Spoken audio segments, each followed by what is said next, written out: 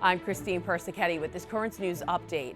A delegation of Haitian Catholics from the Diocese of Brooklyn are just back from Del Rio, Texas, where they were helping migrants on the border.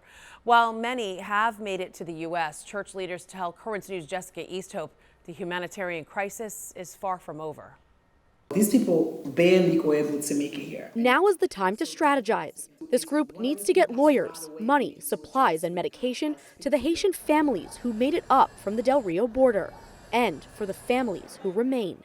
Despite reports, there are still hundreds at Customs and Border Protection processing centers. We went out to advocate. We didn't go there to touch. We didn't know there were going to be any Haitians to touch. But we weren't prepared for the amount of ways God opened doors. Last week, the group, led by Father Hilaire Belizaire, with representatives from Catholic Charities Brooklyn and Queens, and Hope, Haitian Americans United for Progress, went down to Del Rio, Texas. For 4 days, they helped migrants, hoping to be received by families across the United States. They purchased plane tickets, called family members, and mediated with ICE agents.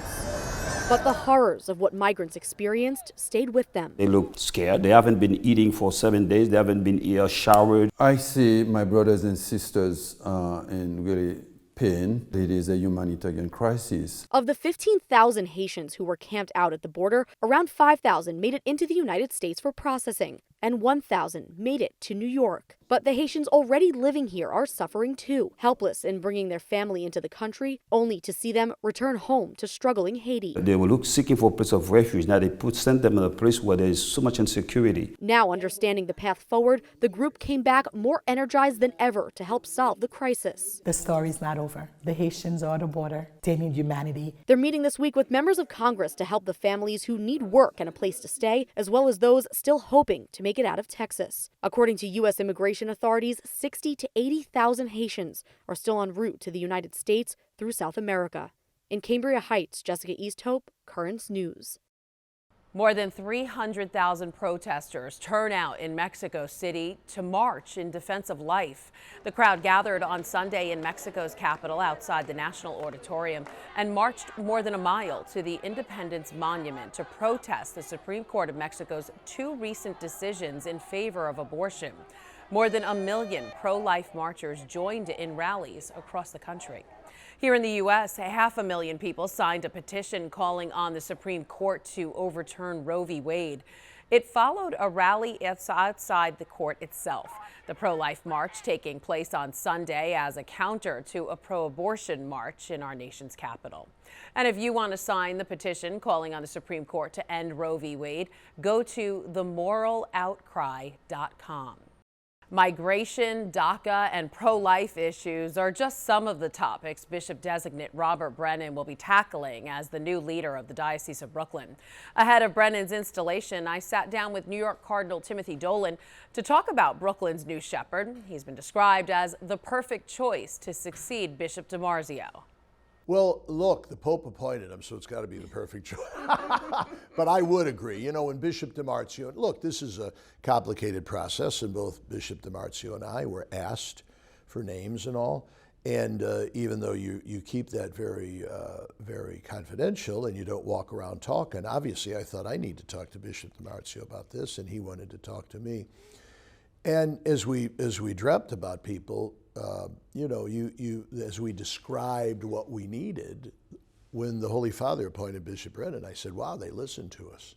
Because you've got you got another street priest, okay? You got another hard worker. You got another guy that just basks in the company of a people. He's a natural, so we got good things coming. And I would reckon that, and I bet him a bowl of pasta, that he's going to work closely with Bishop DiMarzio because he's a shrewd guy and says, I need that wisdom, I need that energy. So now that it's official, what do you think is the first thing Bishop Brennan should focus on? Any wise bishop, and he's a wise one, will say, instead of focusing on issues, I need to focus on the folks. So, and he's already said that. He said, I just got to get around. I got to spend 6 months to a year getting around, listening to people, meeting people, sitting down. Let them tell me the issues. Let them tell me what's on their mind. Let them share with me their fears. Let them share with me their criticisms of the church, because there are many. And I need to hear that, and I need to say to them, I'm not threatened by this, and you can come to me anytime. So that's probably what he's going to do. How do you plan to work with Bishop Brennan to face the Well, challenges you face? I don't think it'll be new because, as I mentioned to you, I have enjoyed working closely with Bishop DiMarzio, and that'll continue. I look to him as a brother bishop. I'll look to him as a partner in the tremendous ministry of this capital of the world, as Pope St. John Paul II called New York. So you know what? Even if I didn't want to, I'd have to work closely with him, but I want to. So that's what we're going to be doing. Anything interesting about him that you could tell us that maybe we all don't know yet? He's just a remarkably friendly, simple, and I use that in the biblical way. I use that as Jesus encouraged us to be a simplicity, a childlikeness. He doesn't want us to be childish, but he wants us to be childlike. And Bishop Brennan would have that. You'll often see Bishop Brennan when we're discussing a thorny topic. I'm talking about when he was back at as the auxiliary in Rockville Center. When I would ask his opinion, you'd kind of see him just kind of get very pensive and just kind of slowly ponder before giving an answer. And that impresses me. He's not a know-it-all. He's not a man with all the answers. I think we got a pro. Cardinal Dolan says Bishop Brennan's challenges include getting people back in the pews, a restoration of the luster of the church after the abuse crisis, and a need to reinvigorate parish life after COVID. You can see more of my in-depth interview with the Cardinal tomorrow when we talk about his decades-long relationship with retiring Bishop Nicholas DiMarzio.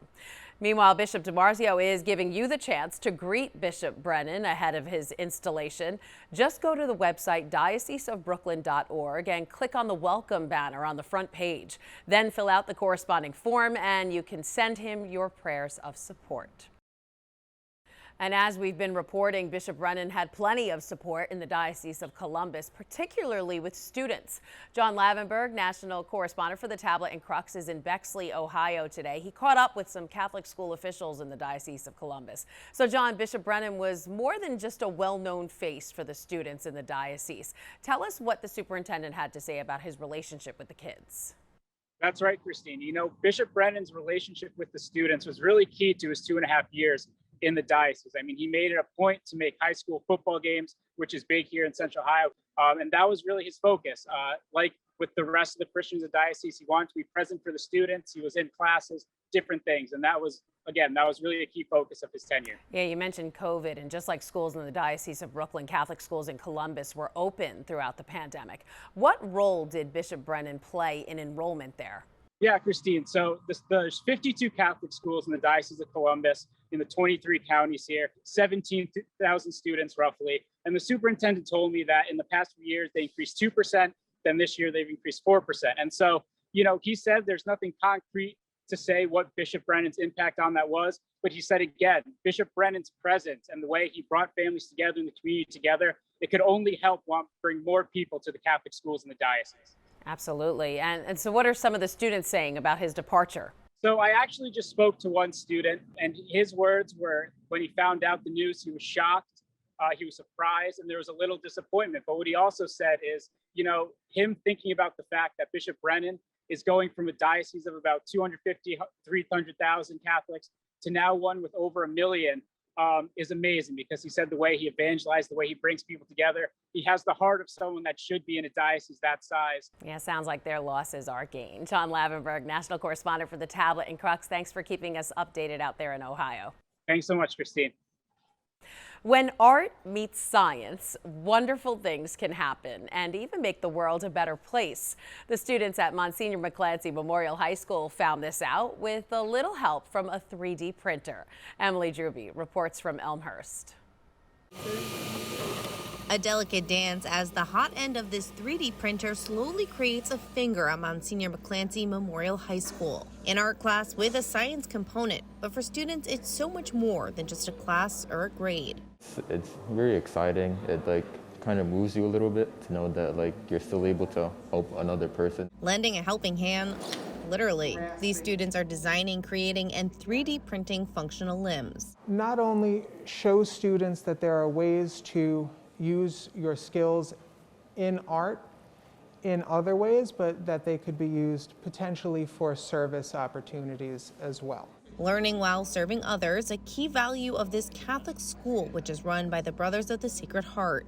It's a STEM program: science, technology, engineering, art, and math. And it's coordinator Ann Smith's dream. She finally got it up and running, but the pandemic hit right after, forcing it into a hiatus. The kids in this class, they remember when we started this project, and they also remember when we had to stop. So I think it's going to mean even more to them, that they're going to be the ones that are going to take that torch and go with it. With the program finally back up and running, the students are working on their second prototype. Soon they'll be finding an actual recipient for the prosthetic limb. I think it's definitely a cool feeling of knowing that something that we're creating and working on in school hours can potentially help someone outside of our school. A unique art class that's teaching students and serving a greater purpose. In East Elmhurst, Emily Drewby, Currents News. Pope Francis is pleading for clemency for a death row inmate scheduled to be executed Tuesday night. Ernest Johnson was found guilty of a 1994 triple murder in Columbia, Missouri.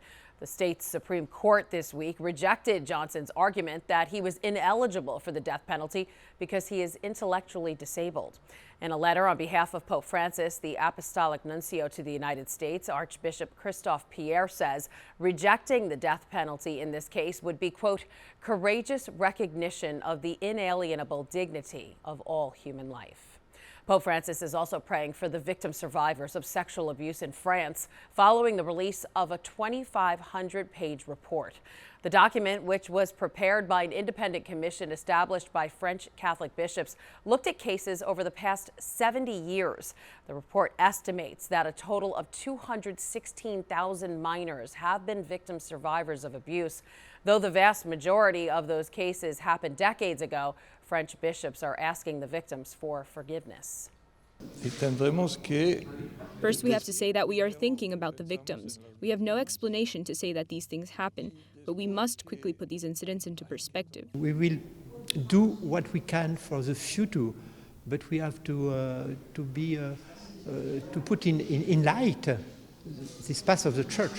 The report also includes 45 proposals for the Church to recognize survivors' suffering and to facilitate reporting incidents of abuse. That is this Currents News update. I'm Christine Persichetti. Thank you for joining us because we are putting your faith in the news.